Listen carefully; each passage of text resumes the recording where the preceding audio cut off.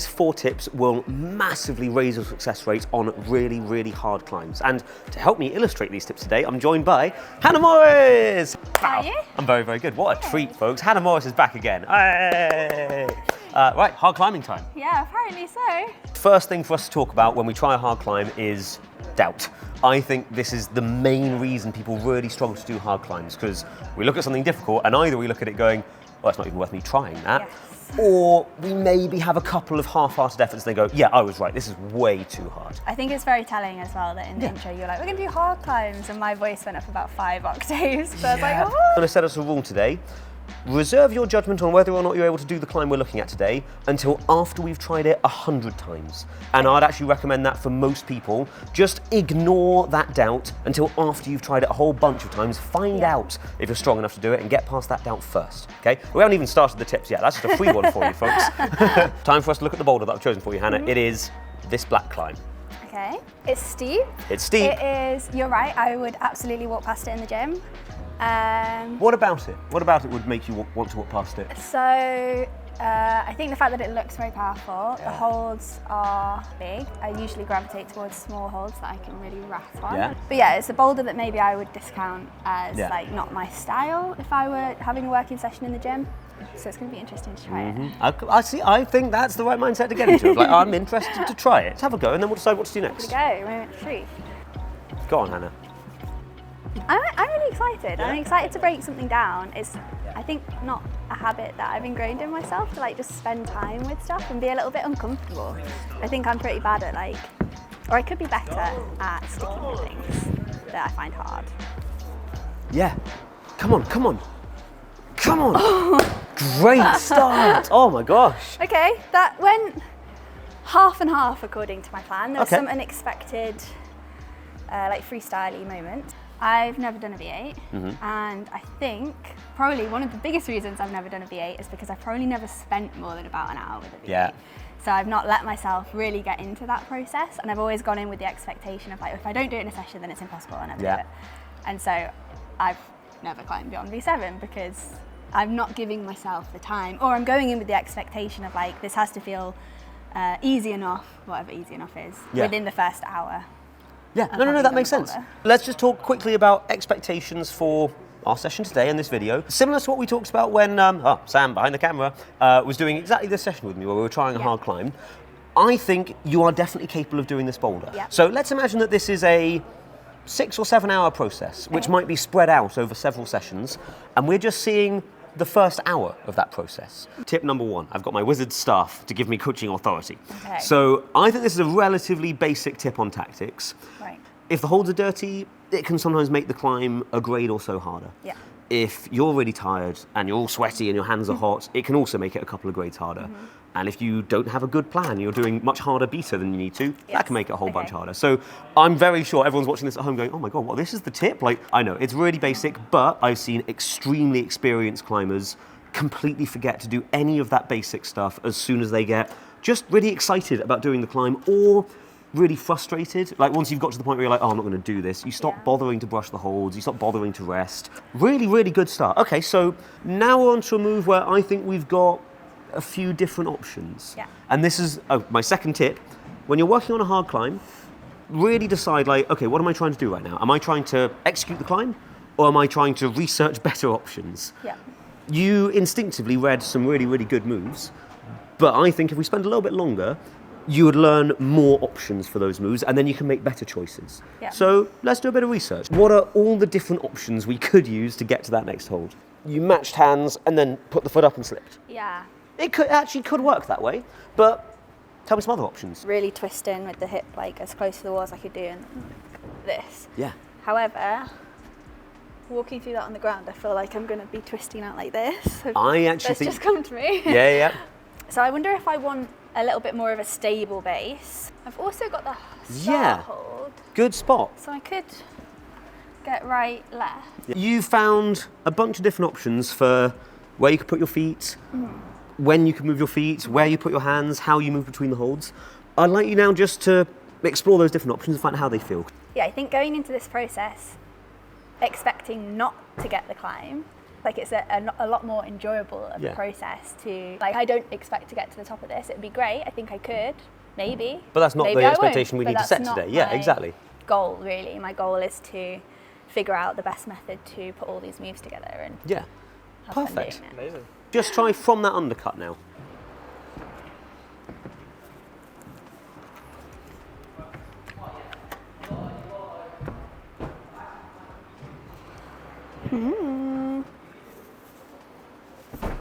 I want to. Go on. You want to I have want both, to- right? yeah. Yeah. So this is kind of what I found. As you're discovering, I think, so we're already narrowing down our options. Left foot on there in order to do that move is a necessity. Yes. Right foot, where that goes and where your hands are, that can vary slightly. And you try instead. Go left foot. You can try left foot first and then right foot out there. Right. Try that, see if that works. If I'm like really honest with Yeah. myself, I'm with you. Like I haven't actually really. Gone hard for it. Yeah. Yeah. I haven't committed to falling off. Like on this, I'm kind of half expecting to like fall off. Really this well way. noticed. The move doesn't feel like it's going to work. It's Yeah. really hard to try hard for it. Yeah. But maybe it's exactly as it's supposed to feel and you're supposed to try hard. Go on. Yeah, right foot up. Get it. Come on. Yeah, yeah. Come on, Hannah, look up. Go. Whoa! Great effort. Yeah. I committed to the Yeah, I know you did. fall. That Good. feels quite hard. Yeah, it's supposed to be hard, remember? Yes. So Hannah's done a good bit of research now, and we've played around with different foot sequences for this big move in the middle. I think we found a good option. We found that if we go left foot high first, and then you worked out to bring it in closer on the volume, Yes, that then makes it that easier to stomp the right foot out. And now we're in a good position to set up and do that big move. But it's a big move. So tip number 2 was experiment and research the moves so you give yourselves more options before you decide which moves you're actually going to execute. Now we're on to tip number 3.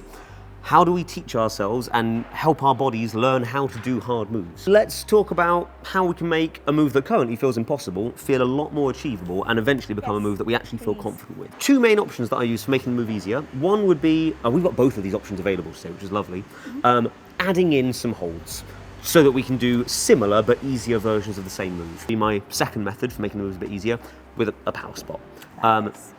My favourite way of learning hard moves. It's like practicing it in lower gravity. So I'm like, okay, so that's how it feels. Okay, now let me try it with full gravity. Whoa, okay, it feels hard, but I know how it works now. It's like learning how to do the move you want to do rather than learning Yeah. how to fall off the move that you're trying to do. Exactly. Yeah! Oh! Yeah. Yeah, Hannah! Oh, Yeah, go for it. Go on, look up. Big smash. Oh, yeah! bye! See you later, bye, good work. Oh, great Okay. effort. Okay, we're learning the move. That was actually basically it. We're just going, actually, it's nice that we're still doing it off an undercut. We're just going from a little bit nearer. Yeah. So how about let's just practice a different hard part of the move. Catching this is quite tricky, but actually I think you found moving from this is also quite difficult, yeah? Yeah. So why don't we try just practicing moving out of that position now? Okay. I might power spot you into the position Yeah, so that go you're for happy. it. It just saves you a bit of strength. Let's get you into the position where you've got both hands on this, left foot, right foot. But I think just practice lunging and slapping that one. Okay. Intentionally stepping that right foot off when you do it.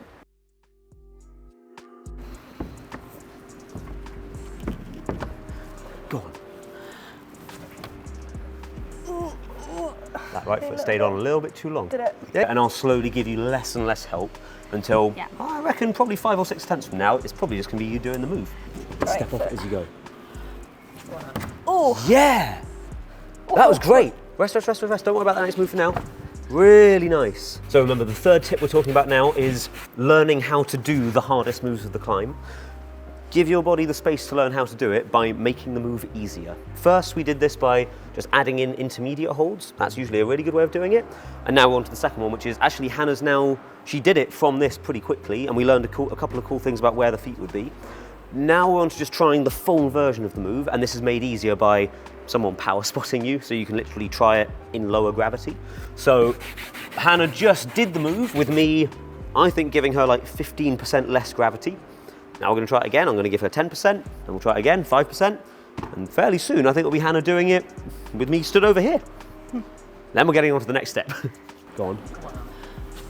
Oh, yes. Okay, I said I was going to give 10. I think that was only about 5 that time. You think? Yeah. Try it again. I'm going to give even less. And then we'll start trying it without me. Yes! That was all you. Yeah. I had hands on to feel the amount of pressure, and actually I didn't push at all. Very exciting, Hannah. Where's that brush gone?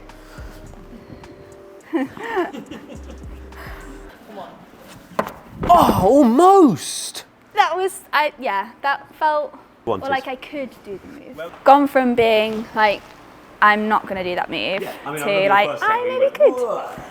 Yeah. I'm going to do a lap of this. I've done it before, so I'm already armed with the knowledge of like, oh, I know how to do the moves, I know the subtleties of it, and I've got more confidence because I've done it. But yeah, just to remind myself exactly how it feels. And I'm going to try and do the sequence that I think Hannah is most likely to use when she eventually does this climb. Yeah.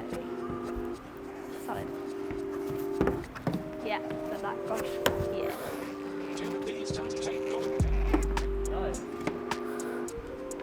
Yeah, do we? Yeah, nice, come on.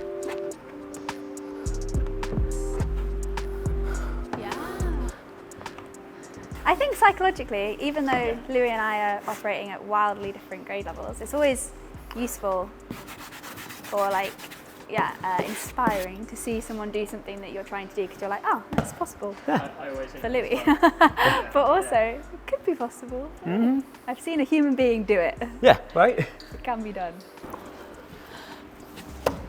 Yes, Hannah! Yay! All right, I'm going to try and... Go on, dig in on that foot. Really dig it in.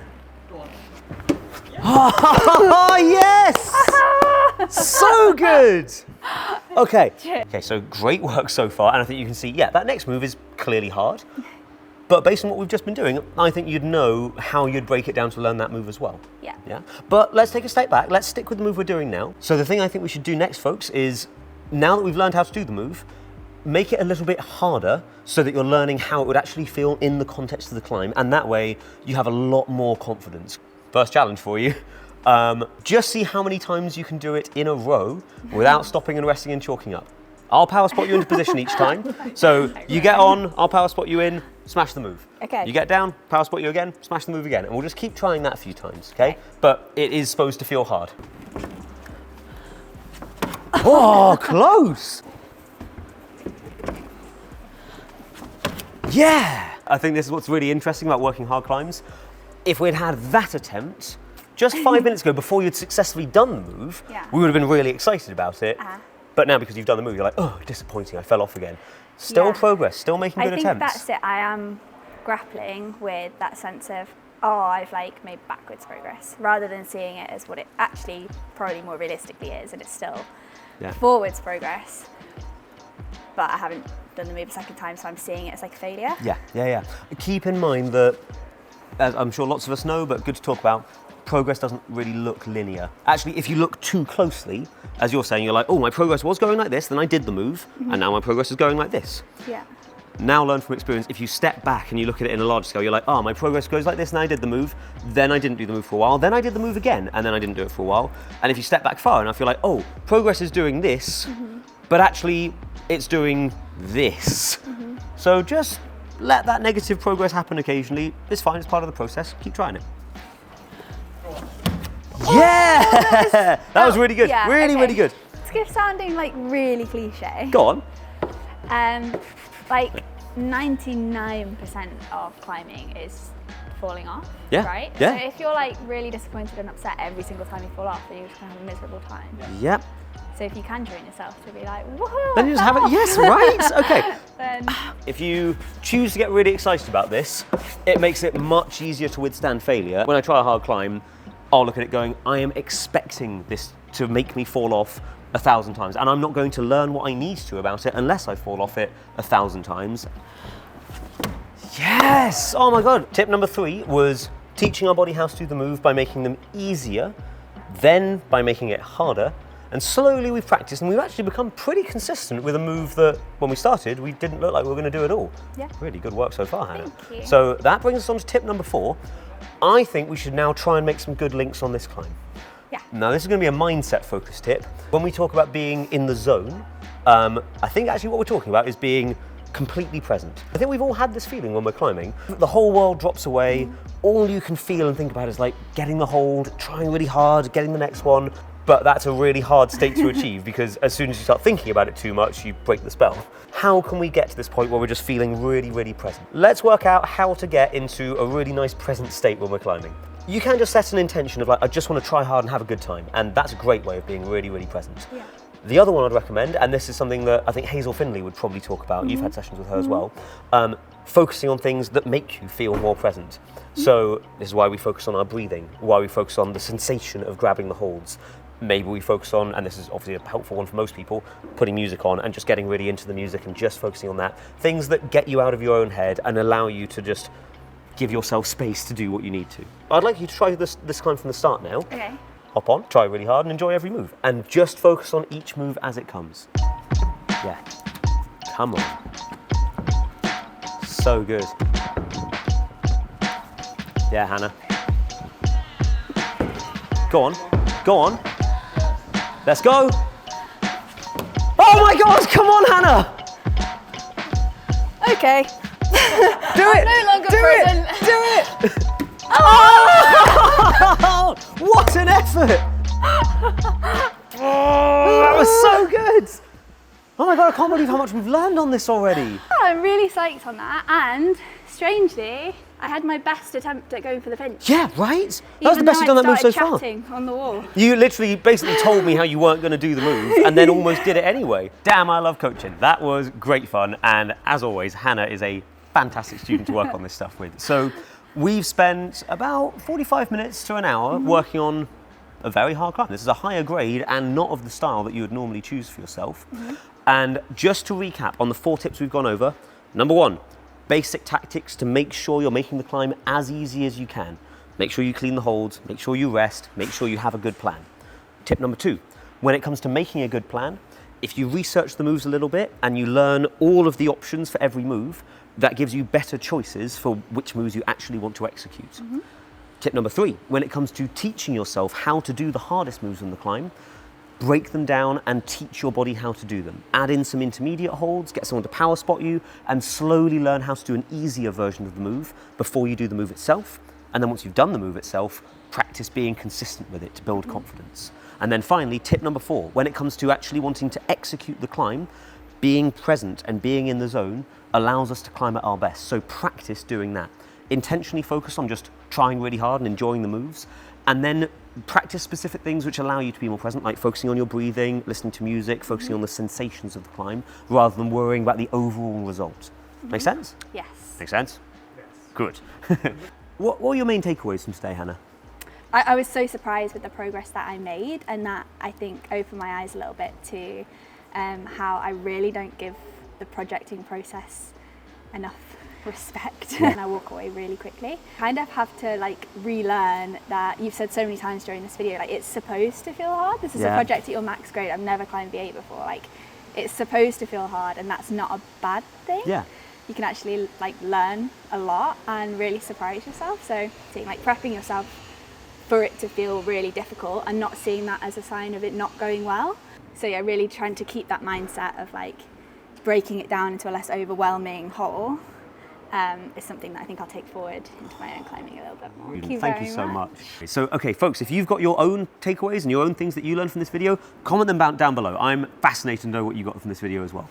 Please leave some comments, like the video, subscribe to the Catalyst channel and the Hannah Morris Bouldering channel. They get some excellent content there as well. And we'll see you next time. Bye, everybody.